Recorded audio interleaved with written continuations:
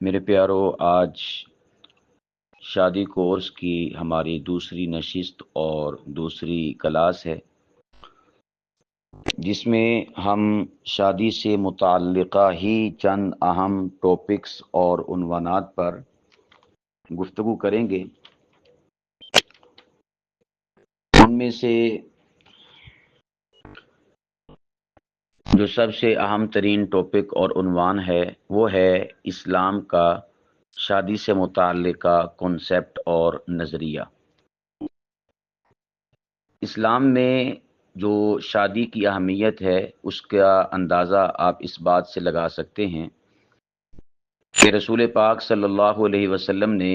نوجوانوں کی جماعت سے اسپیشل مخاطب ہو کر فرمایا کہ اے نوجوانوں کی جماعت، تم نکاح کرو۔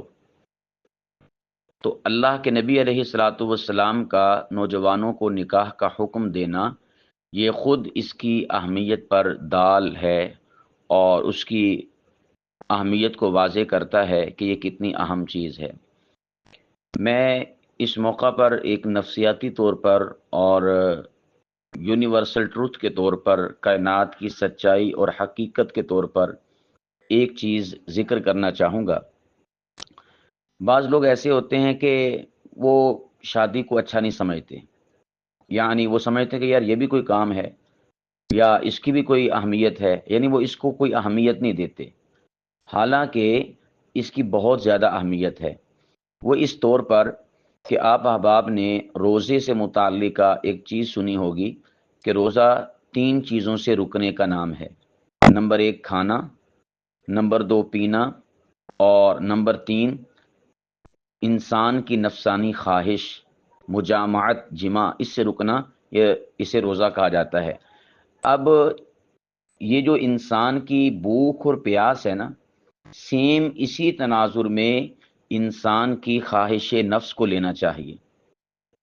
یعنی اگر آپ کہیں نا کہ انسان کی ضروریات کے حوالے سے یہ جو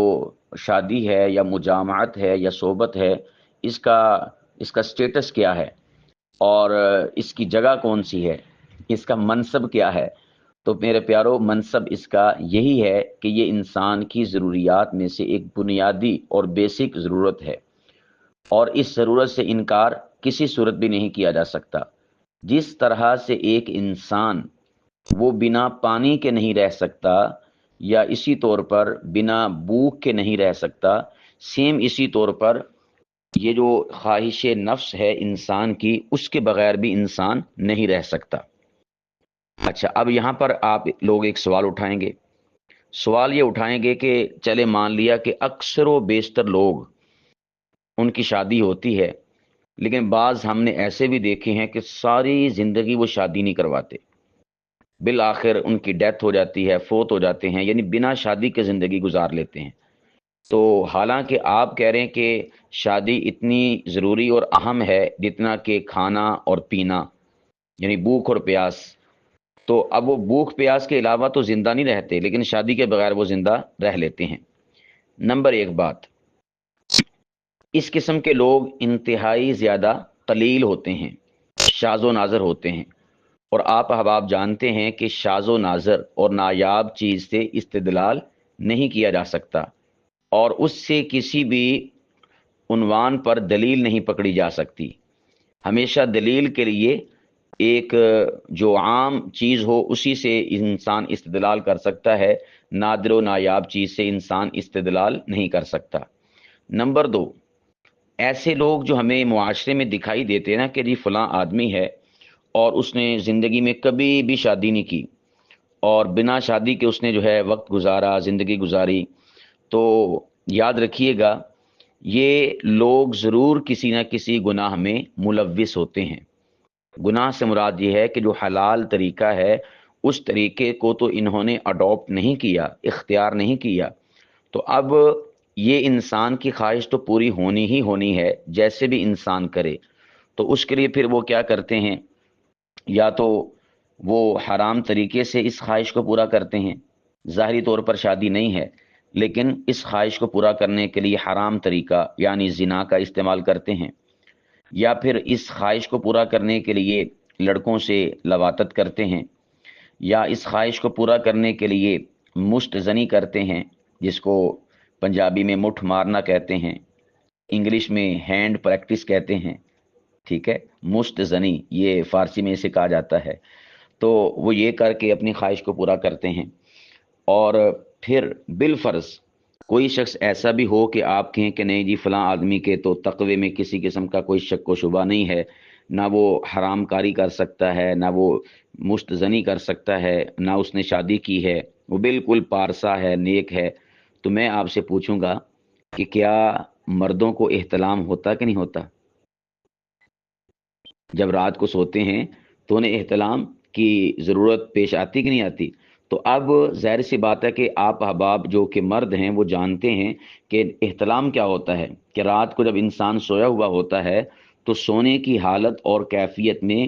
انسان کسی کے ساتھ مجامعت کر رہا ہوتا ہے، یا کوئی ایسی اسی سے متعلقہ ایکٹیویٹی پرفارم کر رہا ہوتا ہے، اور اسی اثناء میں کیا ہو جاتا ہے کہ اس کا مادہ شہوت کے ساتھ خارج ہو جاتا ہے۔ تو اب دیکھیں، شہوت اس کا مطلب یہ ہوا کہ انسان کی پوری ہوئی، یعنی کوئی انسان ایسا نہیں کہ اس کی شہوت پوری نہ ہو۔ یہ فقط حضرت سیدنا یحییٰ علیہ الصلاۃ والسلام کی ذات بابرکت ہیں کہ جن کو اللہ پاک کی ذات نے اس منصب پر فائز فرمایا کہ ان کے لیے حسورا کا لفظ استعمال فرمایا قرآن کریم میں۔ اور یہاں پر چلیں شادی سے متعلقہ ہمارا عنوان اور ٹاپک ہے، تو یہ بھی ذکر کر دوں کہ شادی کی اہمیت اتنی زیادہ ہے کہ جمیع انبیاء علیہ الصلاۃ والسلام نے نکاح اور شادی فرمائی سوائے دو پیغمبروں کے۔ نمبر ایک حضرت یحییٰ، جن کے بارے میں قرآن کریم میں اللہ پاک کی ذات نے پارہ نمبر 3 سورہ آل عمران سورہ نمبر 3 میں ارشاد فرمایا سیداً و حسورا، کہ ہم نے انہیں حسور بنایا تھا، یعنی ان میں شادی کی خواہش ہم نے رکھی نہیں تھی، وہ اس سے وراء الورا تھے۔ نمبر 2 حضرت عیسیٰ ابن مریم، لیکن عیسیٰ ابن مریم قرب قیامت تشریف لائیں گے اور وہ پھر یہاں پر آ کر شادی فرمائیں گے اور صاحب اولاد ہوں گے۔ تو گویا کہ یوں کہا جا سکتا ہے کہ فقط 1.25 پیغمبروں میں سے ایک پیغمبر ہیں حضرت یحییٰ علیہ الصلاۃ والسلام، جو بنا شادی کے ہیں، ان کے علاوہ باقی سبھی کے سبھی انبیاء علیہ الصلاۃ والسلام وہ شادی کے ساتھ تھے۔ تو اس سے شادی کی اہمیت کا پتہ چلتا ہے۔ تو میں عرض کر رہا تھا کہ یہ جو کہا جاتا ہے کہ نا جی یہ کوئی ایسی خواہش ہے کہ جس کو انسان پورا نہ بھی کرے تو بعض لوگوں کا گزارا ہو جاتا ہے، تو میں نے کہا گزارا کسی کا بھی نہیں ہوتا۔ اللہ سبحانہ و تعالیٰ نے یہ انسان کے لیے بھوک اور پیاس کی طرح اور اس کی جو ضروریات زندگی ہیں اس سمت میں اس کو رکھا ہے، تو یہ انسان کی بنیادی ضروریات میں سے ایک چیز ہے۔ اگر انسان اسے حلال طریقے سے پورا کرے گا تو یہ حلال طریقے سے پورا ہو جائے گی، اور اگر انسان اسے حرام طریقے سے پورا کرے گا تو یہ انسان کی حرام طریقے سے پوری ہو جائے گی۔ اور اگر بالفرض کوئی انسان اسے نہ حلال طریقے سے کرتا ہے نہ حرام طریقے سے کرتا ہے، تو پھر کیا ہوتا ہے کہ وہ جو انسان رات میں سوتا ہے نا، تو رات سونے کے اندر آٹومیٹکلی اس کا یہ والا جو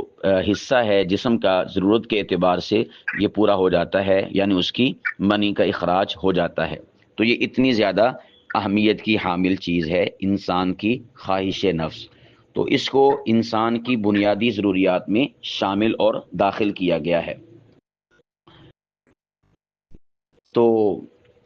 میں عرض کر رہا تھا کہ اس کا جو مقام ہے نفسیاتی طور پر خواہش انسانی کا، خواہش نفسانی کا، وہ ہے انسان کی بھوک اور پیاس کی طرح۔ جس طرح انسان کو پانی کی طلب ہوتی ہے پیاسا ہونے پر، یا اسی طور پر انسان کو کھانے کی طلب ہوتی ہے بھوکا ہونے پر، سیم اسی طور پر انسان کو اس کی بھی طلب ہوتی ہے۔ تو جب انسان اس کی طلب کو پورا نہیں کرتا، تو جس طرح انسان بھوک ہونے کی صورت میں کھانا اسے نہ دے پیٹ کو، تو انسان پھر مختلف قسم کی بیماریوں کا بھی شکار ہوتا ہے، اور اسی طور پر انسان پریشانی کا بھی شکار ہوتا ہے، ضعف کا بھی شکار ہوتا ہے۔ تو سیم اسی طرح وہ انسان کے جو اس خواہش نفس کو پورا نہ کرے اور اپنے اندر سے منی کا اخراج نہ کرے، تو پھر وہ انسان جو ہے بیماریوں کے اندر مبتلا ہو جاتا ہے، جس طرح کے انسان کھانا نہ کھانے کی وجہ سے بیماریوں کا ڈھانچہ بن جاتا ہے۔ تو اس لیے ہمیں اس چیز کو بنیادی طور پر سمجھ لینا چاہیے کہ یہ انسان کی بنیادی ضروریات میں سے ایک ضرورت ہے، اس کا پورا کرنا ہر صورت میں لازم ہے۔ اسی وجہ سے اسلام نے اور رسول پاک صلی اللہ علیہ وسلم نے نوجوانوں کی جماعت کو شادی کرنے کا حکم ارشاد فرمایا۔ اب یہاں پر بھی جو ایک قابل غور نقطہ ہے وہ یہ ہے کہ رسول پاک صلی اللہ علیہ وسلم نے جو لفظ استعمال فرمایا وہ ہے نوجوانوں کا۔ نوجوانی کا جو عالم اور کیفیت ہوتی ہے جس میں انسان کی یہ والی جو سرشت ہے اور انسان کی خصلت ہے وہ جاگ جاتی ہے، بلکہ بعض لوگ تو کہتے ہیں کہ جس کا عضو تناسل ایستادہ ہو جائے، ایستادہ سے مراد ہے کہ کھڑا ہونا شروع ہو جائے، وہ سمجھ لے کہ اس نے جوانی کو پا لیا۔ اچھا، یہ جو ہمارے ہاں نوجوانی کی عمر ہے اس کا تعین کیسے کیا جائے گا کہ کس صورت میں کسی انسان کو اس شے کی طلب شروع ہو جاتی ہے یا انسان کی ڈیمانڈ ہونا شروع ہو جاتی ہے؟ تو اس کے لیے ہم اگر حضور علیہ الصلاۃ والسلام کے اصحاب یا آپ علیہ الصلاۃ والسلام کی تعلیمات کو دیکھتے ہیں تو اس میں ہمیں یہ پتہ چلتا ہے کہ جیسے ہی انسان بالغ ہوتا ہے تو بلوغت کے کچھ ہی عرصہ بعد، یعنی بلوغت کے فوراً بعد نہیں، بلوغت کے کچھ ہی عرصہ بعد، آپ اس کو یوں کہہ سکتے ہیں 1 سال 1.5 سال یا 2 سال، اس میں انسان کے ان جذبات اور احساسات میں تلاطم آنا شروع ہو جاتا ہے۔ یعنی انسان کے جو جذبات اور احساسات خواہش نفس کو پورا کرنے سے متعلقہ ہوتے ہیں اس میں تیزی آنا شروع ہو جاتی ہے، اس میں حدت اور شدت اور حرارت اور تپش آنا شروع ہو جاتی ہے۔ تو یہ آپ پروسیس اگر عمر کے حساب سے دیکھا جائے تو یہ تقریباً انسان کی عمر 15-16 سال ہو جاتی ہے، تو اس موقع پر یوں سمجھے کہ وہ شادی کے قابل ہو جاتا ہے۔ اب شادی کے قابل ہونے سے مراد یہ نہیں کہ وہ کامل طریقے سے شادی کے قابل ہو جاتا ہے، بلکہ اس سے مراد یہ ہے کہ اگر وہ اپنی خواہش نفس کو پورا کرنا چاہے یا ازدواجی تعلق کو قائم کرنا چاہے تو اس میں یہ کیپیسٹی اور طاقت آ جاتی ہے کہ وہ اپنے ازدواجی تعلق کو قائم کر سکتا ہے۔ اب جس طرح ایک شخص ہے یا ایک لڑکا ہے جس کی عمر 10 سال ہے، ابھی وہ بالغ نہیں ہوا، تو ظاہر سی بات ہے کہ وہ اس عمر میں تو اپنا اس تعلق کو قائم نہیں نہ کر سکتا۔ بالفرض اگر وہ کرے گا بھی صحیح تو جو ازدواجی انسان کی ضرورت ہے، یعنی سپرمز کا داخل ہونا، عورت کا جو بیضہ دانی اور اس کے انڈوں کی جگہ ہے وہاں پر جانا، یہ اس میں ہوگا ہی نہیں۔ تو اس لیے اس کی یہ جو عمر ہے اس میں اگرچہ اس کا جو عضو تناسل ہے وہ کھڑا ہونا شروع ہو جاتا ہے، لیکن اس میں وہ طاقت اور کیپیسٹی نہیں ہوتی کہ جس کی وجہ سے ازدواجی تعلق کو بھرپور طریقے سے قائم کیا جائے۔ بعض لوگ ایسے بھی ہوتے ہیں کہ جو شادی سے متعلقہ یہ کہتے ہیں کہ شادی انسان کو جو ہے زیادہ عمر میں کرنی چاہیے، بعض کہتے ہیں کہ انسان کو جو شادی ہے وہ چھوٹی عمر میں کرنی چاہیے۔ تو اگر آپ اس کا معتدل پروسیس سمجھنا چاہیں کہ شادی کا بہترین جو عرصہ ہے وہ کون سا ہے، تو میں یہ سمجھتا ہوں کہ شادی کا بہترین جو عرصہ ہے نا وہ سب سے اگر اعلیٰ اور ٹاپ درجے کا آپ کہیں وہ ہے 20 سے 25 سال کا، یعنی بالکل شباب اور کمال، اور جس میں انسان کو کہہ لیں کہ لطف ہی لطف، مزہ ہی مزہ، سرور ہی سرور، اور بالکل پرفیکٹ ہو، تو وہ جو عرصہ ہے وہ ہے 20 سے 25 سال کا۔ اور اگر درمیانہ کہا جائے تو وہ ہے 25 سے 30 سال کا جو عرصہ ہے شادی کے حوالے سے، یہ درمیانہ عرصہ ہے۔ اچھا، بعضوں کی شادیاں جو ہیں وہ 20 سال سے پہلے بھی ہو جاتی ہیں، یعنی 17 سال کی عمر میں، 18 19 20 سال کی عمر میں،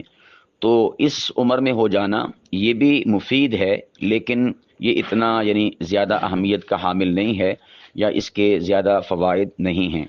بالکل بیسٹ اور بہترین جو عمر ہے وہ ہے 20 سے لے کر 25 سال تک کی عمر، اور پھر اس کے بعد جو ہے دوسرا جو اس کا مرحلہ ہے وہ ہے 25 سال سے 30 سال کا جو عرصہ ہے۔ تو میں نے کہا کہ دوسرا جو اس کا عرصہ ہے اور دورانیہ ہے وہ ہے 25 سال سے 30 سال کا عرصہ، یہ سیکنڈ ہے، یعنی اس کی دوسری پوزیشن ہے۔ اور پھر اس کے بعد آگے کا اگر آپ سمجھ لیں تو وہ پھر لامتناہی کہہ لیں، یا پھر اگلے کو بھی اگر آپ کسی ٹائم پیریڈ میں رکھنا چاہیں اور اس کو محدود کرنا چاہیں وقت میں، جو تیسرا ہے تو وہ پھر 30 سال سے 40 سال ہے، اور پھر اس کے بعد تو سمجھے کہ نا وہ نہ ہونے والی بات ہے۔ تو یہ ایک بنیادی طور پر میں نے آپ کے سامنے 3 ٹائم رکھے ہیں، 3 جو حدود ہیں عمر کے اعتبار سے وہ رکھی ہیں، سب سے بیسٹ اور بہترین۔ اب آپ میں سے بعض ایسے ہیں کہ جو شادی شدہ ہیں، اب نہ جانے ان کی شادی کون سے ٹائم پیریڈ میں ہوئی ہے، یعنی 20 سے 25 میں ہوئی ہے، یا 25 سے 30 میں ہوئی ہے، یا 30 سے 40 میں ہوئی ہے۔ تو اگر کسی کی 20 سے 25 میں ہوئی ہے تو میں سمجھوں گا کہ وہ اول پوزیشن لینے والے ہیں اور ان کو پہلا انعام دینا چاہیے، اور جو 25 سے 30 میں ہونے والے ہیں ان کی دوسری پوزیشن ہے، انہیں دوسرا انعام ملنا چاہیے، اور جو بیچارے بالکل ریکھے ہیں، مقبول ہیں اللہ کی بارگاہ میں، وفاق والوں کی نظر میں، وہ ہیں 30 سے 40 سال والے۔ اللہ کسی پر یہ برا وقت نہ لائے اس کا جو ہے تیسرا نمبر آئے پہلا اور دوسرا ہی ٹھیک ہے۔ تو یہ اس کا جو ہے ٹائم پیریڈ میں نے آپ کے سامنے رکھ دیا شادی کے حوالے سے، اور اس کی بہترین جو انسان کی خواہش نفس ہے اس کے پورا ہونے کے لیے۔ تو میں بات کر رہا تھا اسلام کی جو شادی کا کنسیپٹ ہے اسلام کے اندر، اس حوالے سے تو رسول پاک علیہ الصلاۃ والسلام نے اس کے اوپر اتنا زیادہ زور دیا ہے، حتیٰ کہ ایک صحابی رسول تھے حضرت عثمان بن مظعون رضی اللہ تعالیٰ عنہ، انہوں نے شادی ہو جانے کے بعد بھی اپنا عمل اور طور طریقہ کیا رکھا کہ وہ اس طرف توجہ ہی نہیں دیا کرتے تھے، بلکہ ان کی جو زوجہ مطہرہ تھی وہ ہمہ وقت پریشان رہا کرتی تھی، اور ازواج مطہرات کے پاس آ کر اپنے معاملات کو شیئر کیا کرتی تھی، ذکر کیا کرتی تھی کہ میرا جو خامند ہے وہ میرے ساتھ جو ہے اس قسم کے تعلقات کو قائم نہیں کرتا۔ تو پھر رسول پاک علیہ الصلاۃ والسلام نے عثمان کو کہا تھا کہ اے عثمان، کیا تو ہم سے بھی آگے بڑھنا چاہتا ہے یا ہم سے بھی زیادہ دانا اور عقل مند بننا چاہتا ہے؟ تو حضرت عثمان نے کہا یا رسول اللہ، حاشا للہ، یہ کیسے ہو سکتا ہے کہ میں آپ سے آگے بڑھوں یا آپ سے زیادہ دانا اور سمجھدار بنوں؟ تو رسول پاک علیہ الصلاۃ والسلام نے فرمایا کہ تو اپنی زوجہ کا حق کیوں نہیں ادا کرتا؟ جی، میں حضرت سیدنا عثمان بن مظعون رضی اللہ تعالیٰ عنہ، تو ان کی جو زوجہ مطہرہ تھیں وہ اس حوالے سے بہت زیادہ پریشان تھیں کہ یہ مجھے ٹائم نہیں دیتے یا میری خواہش نفس کو پورا نہیں کرتے۔ ہم اس حوالے سے انشاءاللہ اگلی نشستوں میں جب وقت آئے گا تو اس پر بات کریں گے کہ ایک عورت میں شہوانی جو ایک کیپیسٹی ہے، طاقت ہے، وہ کتنی ہوتی ہے۔ جیسا کہ کئی مفروضے ہمارے معاشرے میں مشہور اور متداول ہو جاتے ہیں کہ جی ایک عورت میں 70% گرمی ہوتی ہے، اور میں عرض کر رہا تھا کہ ہاں، یہ جو متداول اور مشہور و معروف چیزیں ہوتی ہیں ہمارے معاشرے میں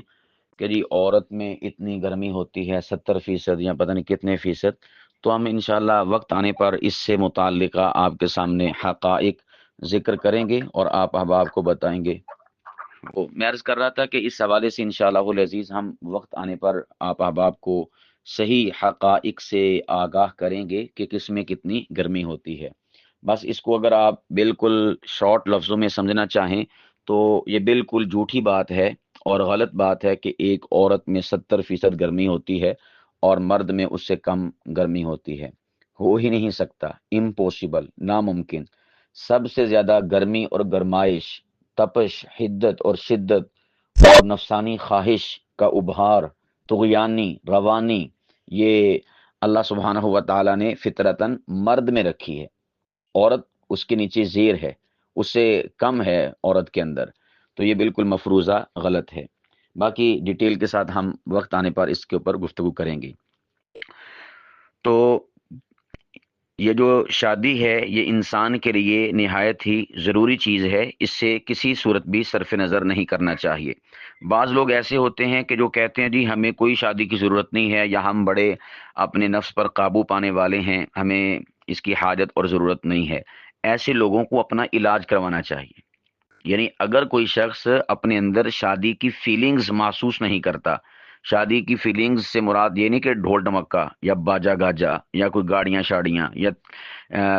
مسیری مسوری، اس سے مراد یہ ہے کہ جو انسان کی خواہش نفس ہے، یعنی ایسے کہہ لیں کہ انسان کی شہوت، سادہ لفظوں میں کسی لڑکی کو دیکھ کر انسان میں شہوت کا پیدا ہو جانا، یا اسی طور پر کسی کو چھو لینے سے انسان کے اندر شہوت کا پیدا ہو جانا، اگر اس میں یہ والی کیفیات نہیں ہیں تو ایسے شخص کو اپنا علاج کروانا چاہیے۔ یعنی یہ انسان قابل العلاج ہے کہ اسے اپنے علاج کے اوپر فوکس کرنا چاہیے۔ کہ وہ یہ کہے کہ جی میں بڑا صاحب تقوی ہوں، اس لیے کہ میں اگر کوئی ایسا ویسا دیکھ بھی لوں تو میرے اوپر کوئی اثر نہیں ہوتا. یہ انسان کے اندر خامی ہے. یعنی انسان سے مراد بالخصوص مرد کے اندر یہ خامی ہے کہ وہ اپنے اندر اس چیز کو نہیں پاتا. جس طرح کہ ڈاکٹر ذاکر نائک حافظہ اللہ نے اپنے دورہ پاکستان میں کہا تھا اپنا یعنی میڈیا کے حوالے سے کہ عورتیں جو دکھائی دیتی ہیں اور سامنے آتی ہیں تو انسان کو دیکھنے کی وجہ سے اس میں شہوت پیدا ہوتی ہے. تو آگے سے جو پاکستانی اینکر ہیں اقرار الحسن، تو انہوں نے کہا تھا جی ہمارے ہاں تو یا ہم بھی ان میں اٹھتے بیٹھتے ہیں، رہتے سہتے ہیں، تو ہمارے اندر تو یہ والی کیفیت پیدا نہیں ہوتی، یہ احساسات اور جذبات پیدا نہیں ہوتے. تو بھئی یہ جو اینکر کی بات تھی نا، یہ بالکل فضول بات ہے. یہ لوجک کے بھی خلاف ہے، یعنی منطق کے، اور یہ سائنس کے بھی خلاف ہے، میڈیکل کے بھی خلاف ہے، اور مشاہدے کے بھی خلاف ہے. یہ کیسے اچھا مزے کی بات اور لطف کی بات یہ ہے کہ وہ جو اقرار الحسن صاحب کہہ رہے ہیں کہ ہمارے اندر تو یہ جذبہ نہیں پیدا ہوتا، اس کی اپنی 3 شادیاں ہیں. اچھا یہ اس سے کیا پتہ چلتا ہے؟ بعض چیزیں ایسی ہوتی ہیں کہ جو ہم حقائق ہوتے ہیں لیکن ہم ان حقائق کے اوپر پردہ ڈالتے ہیں، ہم ان حقائق کو چھپا کے رکھتے ہیں. یعنی انسان کے اندر یہ والی چیز ہوتی ہے لیکن وہ بس دوسروں کے سامنے اپنے آپ کو صوفی ظاہر کرتا ہے، پارسا ظاہر کرتا ہے، جی میرے اندر تو یہ والی چیز نہیں پائی جاتی. تو انسان کے اندر جو چیزیں ایک بالکل کائنات کی سچائی اور حقیقت کے اوپر مبنی چیزیں ہیں تو اس کو اقرار کرنے سے انسان کو صرف نظر نہیں کرنا چاہیے. تو جو ڈاکٹر ذاکر نائک صاحب نے بات کی تھی وہ بالکل پرفیکٹ بات ہے کہ جب انسان عورتوں کے ساتھ انٹریکشن رکھتا ہے یا ان کی آواز کو سنتا ہے یا اسی طور پر ان کی باتوں کو سنتا ہے یا ان کی خد و خال کو دیکھتا ہے، ان کے جسم پر نگاہ جاتی ہے یا ان کے چال چلن کو دیکھتا ہے، تو انسان کے اندر شہوت پیدا ہوتی ہے. تو اس شہوت کے بچاؤ کے لیے میں اپنی نگاہیں نیچی رکھتا ہوں. اور اسی وجہ سے قرآن کریم کا یہ جو حکم ہے پارہ نمبر 18 سورہ نور، اس میں کہ قل للمؤمنین یغضوا من ابصارہم، کہ ایمان والوں سے اے حبیب آپ فرما دو کہ وہ اپنی نگاہوں کو نیچا رکھیں. اس میں جو بنیادی سبب اور ریزن اور وجہ اور علت ہے نا، وہ یہی ہے کہ جب انسان یعنی کہ مرد کسی عورت پر نگاہ ڈالتا ہے نا، تو نگاہ ڈالتے ہی جیسے اس کی آنکھیں کیپچر کرتی ہیں نا اس عورت کے جسم کو یا اس کے خد و خال کو، تو اس کیپچر کرنے کی وجہ سے یہ جو ہماری آنکھ ہے نا، یہ اس تصویر کو فارورڈ کرتی ہیں ہمارے دماغ کو. یہ جو ہماری آنکھ ہوتی ہے نا، آنکھ یہ اس تصویر میں امتیاز نہیں پیدا کر سکتی کسی بھی تصویر کے اندر، بس یہ ہماری آنکھ کا کام ہے دیکھنا. لیکن وہ شے ہے کیا یا اس کے اوپر ورک کیسا ہونا چاہیے، پوزیٹیو یا نیگیٹو، مثبت یا منفی، یہ کام ہوتا ہے ہمارے دماغ کا. جیسے ہی انسانی آنکھ تصویر کھینچتی ہے نا، تو کھینچنے کے بعد وہ اس کو ٹرانسفر کرتی ہے انسانی دماغ کو. اب انسانی دماغ نے پھر اپنے تئیں جو ہے فیصلہ کرنا ہوتا ہے کہ میں نے یہاں پر ری ایکشن یا رد عمل پوزیٹیو دینا ہے یا نیگیٹو دینا ہے، یا میں نے یہاں پر کیا کون سا کام کرنا ہے، تو وہ انسانی دماغ پھر وہاں پر ایکٹیو ہو جاتا ہے. تو جیسے ہی انسان کسی عورت کی جانب اپنی نگاہ ڈالتا ہے اور اپنی نگاہ سے اسے کیپچر کرتا ہے، تو وہ فوراً سے جو ہے انسان کے جو ہارمونز ہوتے ہیں، ہارمونز جو انسان کے اندر ہوتے ہیں، جو شہوانی خواہش انسان کے اندر ایکٹیو کرتے ہیں، تو وہ متحرک ہو جاتے ہیں. اب اس کا یہ موقوف ہوتا ہے انسان کے تقوی پر بھی، اور اسی طور پر انسان کی اپنے اوپر کنٹرول جو انسان کی کیپیسٹی اور طاقت ہے اس کے اوپر بھی، کہ وہ انسان اس مقام پر خود اپنے آپ کو کتنا کنٹرول کرتا ہے. اور یہ ایسی شے ہے یعنی اظہر من الشمس، اور واضح اور مترشح، اور اس میں کوئی دو رائے نہیں ہے. یعنی اتنی بڑی یہ حقیقت ہے کہ یہ صرف ڈاکٹر ذاکر نائک صاحب کی بات نہیں بلکہ رسول پاک صلی اللہ علیہ وسلم نے بھی ایسا ہی فرمایا. نبی پاک علیہ الصلوۃ والسلام نے ارشاد فرمایا کہ جب کبھی تم باہر کسی عورت کو دیکھو اور وہ عورت تمہیں بھلی معلوم ہو، اچھی معلوم ہو، خوبصورت معلوم ہو، وہ انٹریکٹ کرے اپنے آپ کو، تو اس موقع پر فرمایا کہ پھر تم گھر آ کر اپنی بیوی سے خواہش نفس یعنی مجامعت کر لیا کرو. تو فرمایا کہ آپ کی بیوی کے پاس بھی وہی کچھ ہے جو اس کے پاس ہے، اور اس کے پاس بھی وہی کچھ ہے جو آپ کے پاس ہے. تو اب یہاں پر یہ جو بات ہے رسول پاک علیہ الصلوۃ والسلام نے ارشاد فرمائی، یہ بالکل عین نفسیات کے مطابق ہے اور عین لوجک کے مطابق ہے. اب دیکھیں اگر اس انسان میں جذبات اس قسم کے پیدا ہوتے نہیں ہیں تو نبی پاک علیہ الصلوۃ والسلام نے پھر یہ کیوں فرمایا؟ نبی پاک علیہ الصلوۃ والسلام کا فرمانا ہی اس بات کے اوپر دال ہے کہ جیسے ہی انسان کسی عورت کی جانب اپنی نگاہ مرکوز کرتا ہے تو فوراً سے اس کے اندر انسان کے جو جذبات اور احساسات ہیں وہ اچھلنا شروع ہو جاتے ہیں، ان میں ابھار آنا شروع ہو جاتے ہیں، وہ ایکٹیو ہو جاتے ہیں، اور ان میں ایک قسم کی شدت اور حدت پیدا ہونا شروع ہو جاتی ہے۔ تو پھر انسان کو خطرہ ہوتا ہے کہ وہ کہیں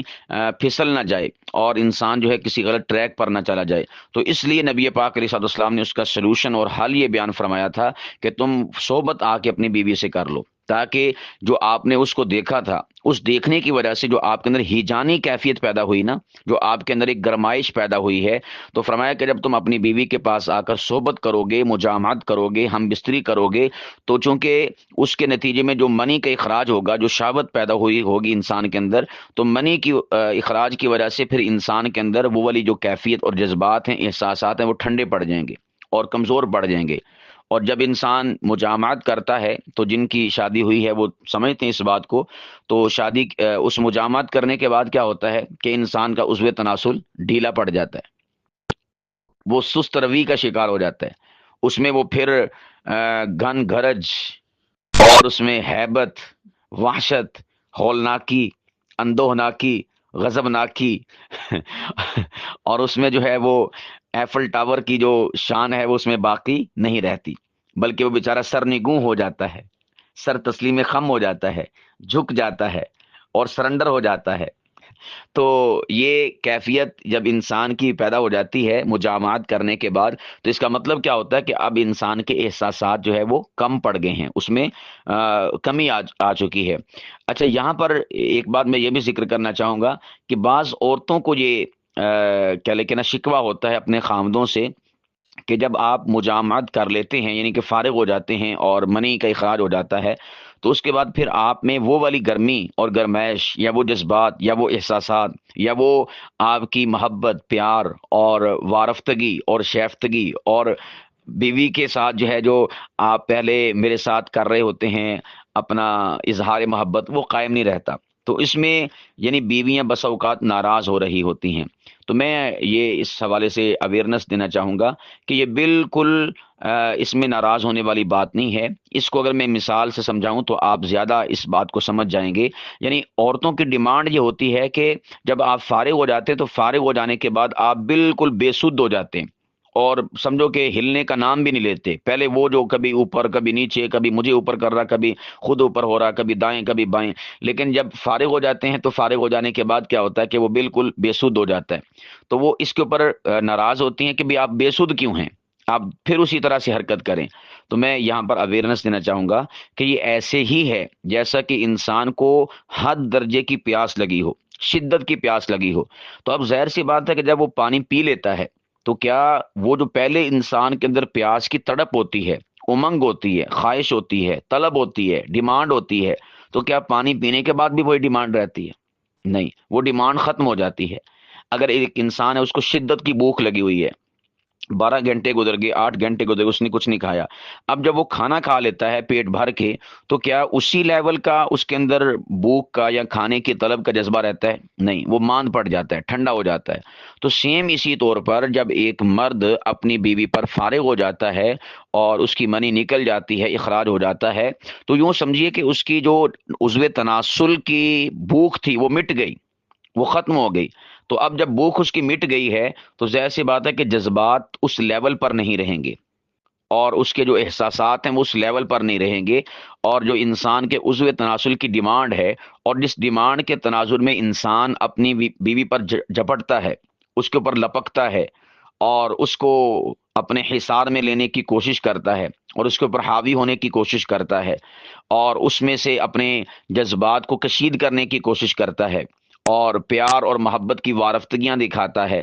اور جلانیاں دکھاتا ہے، طغیانیاں دکھاتا ہے، تو وہ پھر یہ انسان کی چیزیں ماند پڑ جاتی ہیں۔ تو یہ عقل کے مطابق بھی ہے اور اسی طور پر جو ہے لوجک کے مطابق بھی ہے۔ اور میڈیکلی اعتبار سے دیکھا جائے تو بالکل میڈیکل بھی اس کی تائید کرتی ہے کہ جب انسان اپنے اندر سے منی کا اخراج کر دیتا ہے شہوت کے ساتھ، تو پھر اس کے بعد فطرتی طور پر اور میڈیکلی طور پر انسان کے اندر وہ طاقت اور قوت نہیں رہتی کہ وہ دوبارہ سے اسی زاویے سے آ سکے۔ ہاں، پھر ایک وقت ہوتا ہے، ایک لمٹ ہوتی ہے، ایک حد ہوتی ہے، یہ انسانوں کی طبیعت کے اوپر بھی اس کا انحصار ہوتا ہے، اور مرد کی طاقت و قوت پر بھی اس کا انحصار ہوتا ہے۔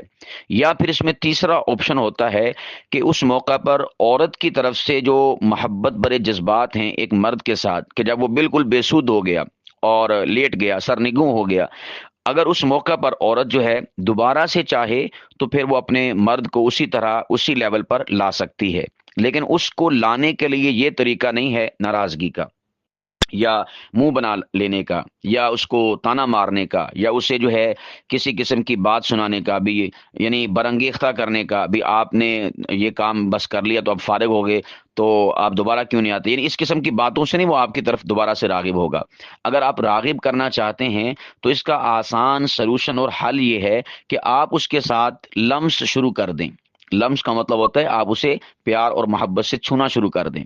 آپ اس کے ساتھ پاریاں کرنا شروع کر دیں، بوسہ لینا شروع کر دیں، کسنگ اس کے ساتھ شروع کر دیں، اور اس کے اعضاء کو ٹچ کرنا شروع کر دیں، اس کے سینے پر ہاتھ پھیر، یعنی مرد کے سینے پر ہاتھ پھیرنا شروع کر دیں، یا بالکل نرمی کے ساتھ اس کی رانوں پر، یہ جو رانیں ہوتی ہیں کسی مرد کی یا کسی عورت کی، یہ انسان کے اندر شہوت کو بھڑکانے کا یوں سمجھیے کہ ایک آلہ ہے، ایک جگہ ہے کہ جس سے مرد یا عورت میں شہوت بھڑکتی ہے۔ نمبر ایک رانے، یعنی جس کو ہم اپنی زبان میں پنجابی میں کہتے ہیں پٹ۔ تو یہاں پر جب انسان ہاتھ پھیرتا نا، اور ہاتھ بھی پھیرنے سے مراد یہ ہے آہستہ آہستہ پیار پیار سے سہلانا اور نرم نرم ہاتھ پھیرنا، ہاتھوں سے بھی مراد بالخصوص انگلیاں، اور انگلیوں سے مراد بھی انگلیوں کے پورے۔ جب انسان کسی مرد یا کسی عورت کے رانوں پر اس کو پھیرتا ہے تو اس سے کیا ہوتا ہے کہ اس انسان کے اندر جذبات دوبارہ سے انگڑائی لیتے ہیں، دوبارہ سے وہ ایکٹیو ہونے کی کوشش کرتے ہیں۔ تو اگر آپ ایک سرنگوں مرد کو دوبارہ سے جگانا چاہتی ہیں تو پھر آپ کو چاہیے کہ آپ اس کی رانوں پر آہستگی کے ساتھ اور لطافت کے ساتھ اور سلاست کے ساتھ اور ملاطفت کے ساتھ اور نرمی کے ساتھ اور وارفتگی کے ساتھ، شیفتگی کے ساتھ اور پیار کے ساتھ اور محبت کے ساتھ اور عشق میں ڈوبے ہوئے جذبات کے ساتھ آپ جو ہے اس کے رانوں پر ہاتھ پھیرنا شروع کر دیں، تو اس سے پھر وہ دوبارہ سے ایکٹیو ہو جائے گا۔ نمبر ایک جگہ تو یہ والی ہوتی ہے جس سے انسان کو شہوت آتی ہے۔ نمبر دو، جو انسان کی یہ جو باڈی ہے، یعنی سامنے والا حصہ جس کو آپ سینہ کہہ سکتے ہیں، اس سینے والی جگہ کو مس کرنے سے، اس کو چھونے سے، اس سے لمس کرنے سے بھی انسان کے اندر دوبارہ سے وہ جذبات ابھرنا شروع ہو جاتے ہیں۔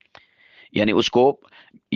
مرد کی چھاتیاں ہیں، جس طرح عورت جو ہے وہ اپنی چھاتیوں کے ذریعے سے اس میں یہ والے جذبات پیدا ہوتے ہیں نا، سیم اسی طرح جو مرد ہوتا ہے جب اس کی چھاتیوں کے اوپر ہاتھ پھیرا جاتا ہے یا اس کی چھاتیوں کو ہلکا سا دبایا جاتا ہے، یعنی پکڑ کر ہلکا سا دبایا جاتا ہے، زیادہ زور کا نہیں، ہلکا سا، تو اس سے پھر اس مرد کے اندر دوبارہ سے جذبات انگڑائی لیتے ہیں۔ یا اسی طور پر چھاتیوں کو، مرد کی چھاتیوں کو چوسنا یا ان کو چومنا یا ان کو کسنگ کرنا، اس سے بھی اس مرد کے اندر جذبات دوبارہ سے ابھرنا شروع ہو جاتے ہیں۔ یا اسی طور پر، اچھا یہاں پر میں ایک منفی جو پہلو ہے اس کو بھی ذکر کر دوں آپ احباب کے سامنے۔ یہ جو میں نے آپ کے سامنے چیزیں ذکر کی ہیں نا کہ یہاں پر اگر ہاتھ دوبارہ سے ٹچ کیا جائے گا تو پھر وہ دوبارہ سے جذبات کی رو میں بہہ پڑے گا اور دوبارہ سے اسی لائن پر آ جائے گا۔ اس میں ایک بنیادی چیز ہے کہ اس کیفیت میں، یعنی بے سود ہو جانے کے بعد، فارغ ہو جانے کے بعد، عورت کو نہیں چاہیے کہ وہ اس کے چہرے پر کس کرے، یعنی اس کے لبوں پر کس کرے، اس کے رخساروں پر کس کرے، نہیں کرنا چاہیے۔ یہ یوں سمجھیے کہ اس موقع پر ایک منفی پہلو ہے، ایک نیگیٹو پہلو ہے۔ اس کی وجہ سے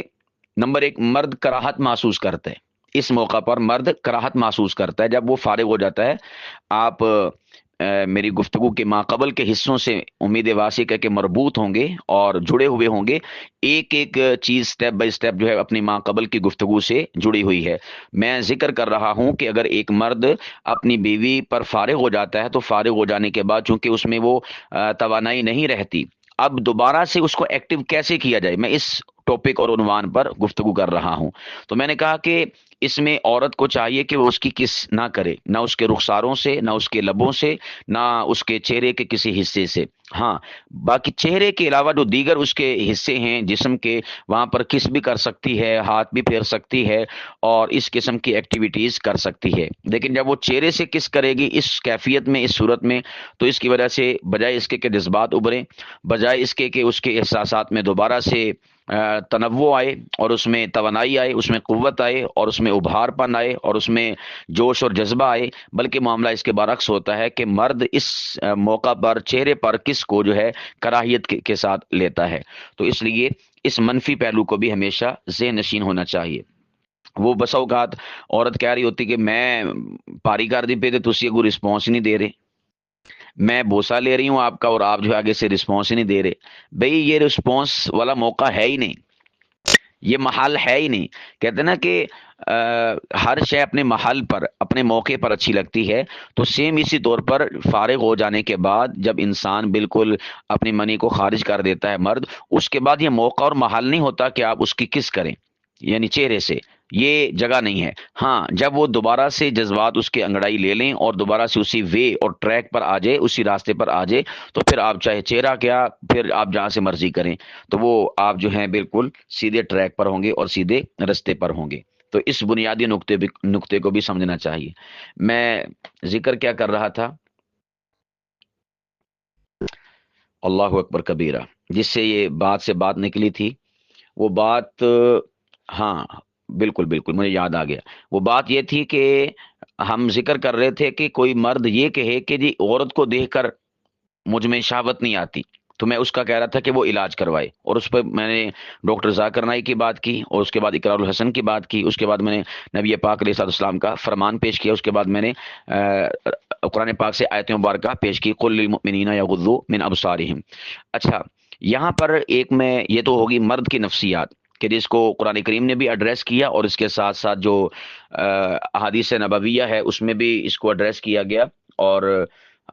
نفسانی طور پر بھی اس کو ایڈریس کیا جاتا ہے۔ جو عورت ہوتی ہے نا، عورت، اس کا معاملہ اس کے برعکس ہے۔ یعنی مرد عورت کو جب دیکھتا ہے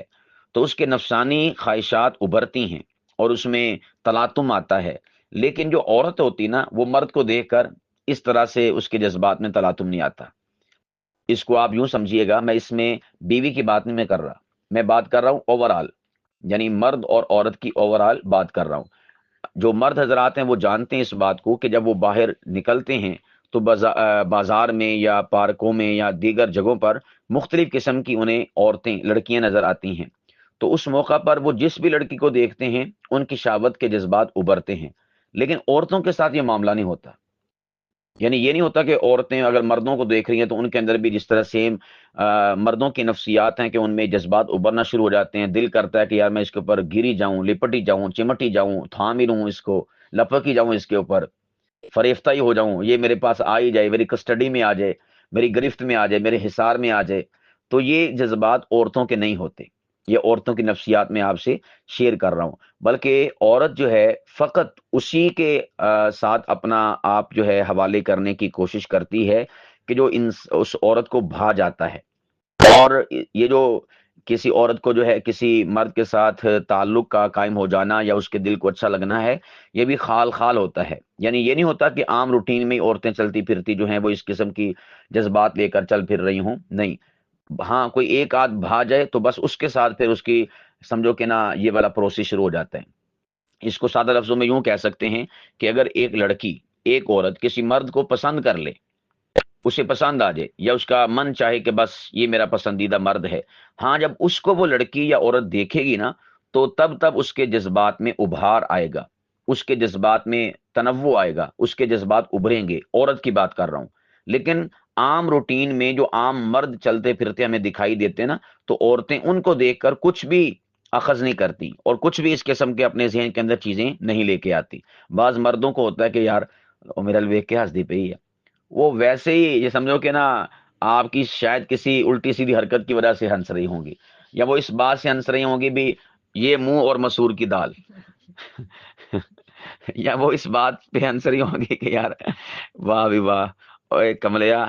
تم ہی کڑیاں بساؤن واسطے، تم ہی پونڈی کرنے واسطے آ گیا ہوں ابھی دن ویکھنے پینے سے، تو وہ کسی اور وجہ سے ہنس رہی ہوگی۔ اس کا یہ مطلب نہیں ہوتا کہ وہ آپ کو جو ہے جس طرح ایک مرد کسی لڑکی کو دیکھ کر فریفتہ ہو جاتا ہے اور اس کا دل کرتا ہے کہ یہ میرے ہاتھ میں آ جائے، تو وہ عورت بھی چاہ رہی ہوتی کہ یہ مرد میرے ہاتھ میں آ جائے۔ نہیں، میں نے آپ کو دونوں قسم کی نفسیات سے آگاہ کیا، مردوں کی بھی اور اسی طور پر عورتوں کی بھی۔ تو خلاصتاً میں اگر ان نفسیات کو کور کرنا چاہوں تو یوں کہہ سکوں گا کہ مرد جس جس عورت کو دیکھتا ہے اس میں سے اکثریت عورتوں کے ساتھ وہ اپنا اس ریلیشن شپ کو قائم کرنے کے جذبات اپنے اندر رکھتا ہے اور اس کے آتے ہیں۔ ہاں کوئی شکل و صورت کے اعتبار سے بھلی نہ ہو، اچھی نہ ہو، تو یہ تو ایک فطرتی بات ہے کہ اس کے حوالے سے اس قسم کے جذبات نہیں آئیں گے، لیکن عام طور پر یعنی اکثر عورتوں کو جب دیکھتا ہے کہ مرد، تو اس کا دل یہی کرتا ہے کہ یار یہ بھی میرے قبضے میں آ جائے، یہ بھی میرے قبضے میں آ جائے، میں اس کے اوپر بھی اختیار پالوں، اس کے اوپر بھی اختیار پالوں۔ لیکن عورتوں کا یہ سلسلہ نہیں ہوتا، یعنی عورتوں کی لسٹ میں مرد شارٹ، مرد خارج، کوئی ان کی اہمیت اور وقت اس حوالے سے نہیں ہے۔ ہاں الا یہ کہ کوئی مرد اس عورت کو پسند آ جائے، جب وہ پسند آ جائے گا تو وہ جب جب اس عورت کے سامنے آئے گا، فزیکل یا ڈیجیٹل یعنی تصویر میں یا ویسے، تو پھر اس عورت کے جذبات ابھرنا شروع ہوں گے۔ اسی وجہ سے کہا جاتا ہے، یہ جو ہمارے معاشروں میں ہے نا، کہ جب منگنی ہو جاتی ہے یا دن طے پائے جاتے ہیں تو اس کے بعد وہ کہتے جی ہوں تو فلانے گاؤں نہیں جا سکتا، یعنی جس گاؤں میں اس کی شادی طے ہوئی ہوتی نا کہ وہاں پر شادی کرنی ہے، تو اس کی وہ ممانعت ہو جاتی نا۔ اس کی مین وجہ یہ ہے کہ اگر بالفرض وہ اس کے سامنے جائے گا تو اس موقع پر وہ سامنے اس کو دیکھے گی تو اس کے جذبات ابھریں گے، تو اس بنا پر اس عورت کے جذبات کو قابو کرنے کے لیے، کنٹرول کرنے کے لیے اس کے اوپر پابندی لگا دی جاتی ہے کہ وہ اب گاؤں نہیں جا سکتا۔ یا اسی طور پر کسی کی شادی ہوتی ہے، تو شادی جب ہونی ہوتی ہے تو سب سے پہلے سوال یہی ہوتا ہے کہ لبنا اتھے شادی تے جائے گی کہ نہیں جائے گی؟ جی لبنا جائے گی تو پھر لبنا دا گھر والا، یعنی جو بھی آصف، ارسلان، کوئی بھی ہو سکتا ہے، تو وہ وہاں پر شادی کے موقع پر نہیں جائے گا۔ ایسا ہی ہوتا نا، یہ کیوں ہوتا ہے، یعنی ایسا کیوں کیا جاتا ہے؟ ایسا اس وجہ سے کیا جاتا ہے، مرد کی وجہ سے نہیں کیا جاتا، یہ کیا جاتا ہے اس عورت کی وجہ سے، اس لڑکی کی وجہ سے، کہ جب یہ بھی اس شادی میں ہوگا اور اس کی منگیتر جس کے ساتھ اس کی منگنی ہوئی ہے یا شادی طے پا چکی ہے، جب یہ لڑکی وہاں پر اس کو دیکھے گی نا، تو لڑکی کے پھر جذبات اس کی طرف ابھریں گے اور مائل ہوں گے، تو جب وہ مائل ہوگی تو پھر وہ قائل ہوگی، جب وہ قائل ہوگی تو پھر وہ فائل ہوگی، یعنی وہ پھر آگے سے آگے کام چلنا شروع ہو جائے گا۔ تو اس لیے پھر بریک لگائی جاتی ہے کہ اگر شادی پر یہ لڑکی آئے گی، منگیتر جو جس کے ساتھ لڑکا مانگا ہوا ہے، تو وہ آئے گی تو پھر یہ لڑکا نہیں آئے گا، لڑکا آئے گا تو لڑکی نہیں آئے گی۔ اسی طور پر گاؤں یا اس شہر یا اس جگہ پر جہاں پر وہ بستی ہے، تو وہاں پر جانے پر پابندی لگا دی جاتی ہے۔ اس کی ریزن اور وجہ میں نے آپ احباب کے سامنے ذکر کر دی ہے کہ یہ والی ریزن اور وجہ ہوتی ہے۔ تو میرے پیارو، اس حوالے سے بطور اویئرنس میں نے آپ کے سامنے دونوں مرد و عورت کی نفسیات آپ احباب کے گوش گزار کی ہیں اور آپ کے ساتھ شیئر کی ہیں، اور ہم اس کے تناظر میں دیکھیں گے کہ عورت کا اور اسی طور پر مرد کا جو خواہشات کا اور نفسانی جو ریلیشن شپ ہے، اس کا جو لیول ہے وہ کس قسم کا ہے ہر اعتبار سے۔ تو ایک مرد جو ہے جب وہ اس لیول تک پہنچ جائے کہ وہ اس کے اندر شہوت کے اور اسی طور پر نفسانی خواہش کے جذبات ابھرنا شروع ہو جائیں، تو اسے چاہیے کہ وہ شادی کی طرف اپنے آپ کو لے جائے اور اس کی طرف اپنی توجہات کو مرکوز کرے۔ ہمارے ہاں بہت سارے گھر ایسے ہوتے ہیں کہ جس میں جو لیٹ شادیاں کی جاتی ہیں، لیٹ شادیوں کے کافی سارے نقصانات ہیں، اور اس کا یعنی سمجھو کہ بینیفٹ اور فائدہ کوئی نہیں ہے لیٹ شادیوں کا۔ تو نقصان کیا کیا ہے اس کے اوپر اگر روشنی ڈالی جائے تو ایک مستقل ایک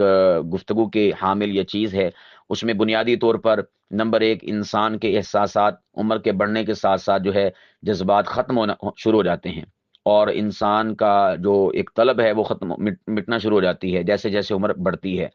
اور پھر اسی طور پر اگر انسان لیٹ شادی کرے گا تو اس کے جو بچے ہیں، تو ان بچوں کے اندر جب وہ پیدا ہوں گے تو پھر ایک عرصہ لگ جائے گا اس کو اپنے بچوں کی پرورش میں، اور اتنی دیر میں وہ انسان بوڑھا ہو چکا ہوگا۔ تو یہاں پر بھی انسان کو جو ہے لیٹ شادی کی وجہ سے کافی ساری پرابلمز کا سامنا کرنا پڑتا ہے۔ اور پھر لیٹ شادیوں کا ایک نتیجہ یہ بھی ہوتا ہے کہ پھر بعد میں انسان کو رشتے ملتے نہیں ہیں۔ تو میں نے کہا کہ اس کے اوپر اگر میں پوائنٹس کے ساتھ بات کروں تو کافی سارے اس کے پوائنٹس بن جائیں گے لیٹ شادیوں کے نقصانات کے، لیکن چونکہ ابھی منہ میں بات آ گئی تو میں نے اس کے اوپر دو تین باتیں عرض کر دی ہیں۔ تو شادی کا بالکل پرفیکٹ جو ٹائم ہے وہ یوں سمجھ لیجئے کہ 20 سے لے کر 30 سال کا ہے۔ اس عرصے کے دوران جو ہے شادی کر لینی چاہیے، کروا دینی چاہیے۔ یہ بہت بڑا احسان عظیم ہوگا کروانے والوں پر بھی اور کرنے والے پر بھی۔ تو انشاءاللہ العزیز آپ کی زندگی بڑی لطف، سرور، کیف اور مستی کے ساتھ گزرے گی، اور کسی قسم کی بھی آپ کو اس میں جو بدمزگی ہے وہ نہیں محسوس ہوگی۔ آج کی نشست میں میں نے آپ احباب کے سامنے جو ابتدا کی تھی اسلام کے حوالے سے، اور آگے سے آگے بات نکلتے نکلتے یہاں تک پہنچ گئی۔ انشاءاللہ العزیز نیکسٹ جو ہماری کلاسز ہیں ان کے اندر بھی ہم مزید عنوانات پر گفتگو کریں گے۔ بسا اوقات ایسا ہوتا ہے کہ میں نے سوچا ہوتا ہے کہ میں نے اس عنوان پر گفتگو کرنی ہے، لیکن وہ بات سے بات نکلتے ہوئے ایک نیا پہلو اور ایک نیا جہاں اور ایک نئی کائنات اور ایک نئی دنیا، وہ لفظوں کی اور اسی طور پر آگاہی کی وابستہ اور بسنا شروع ہو جاتی ہے۔ تو یہ بھی یوں سمجھیے کہ اللہ سبحانہ و تعالیٰ کی طرف سے ایک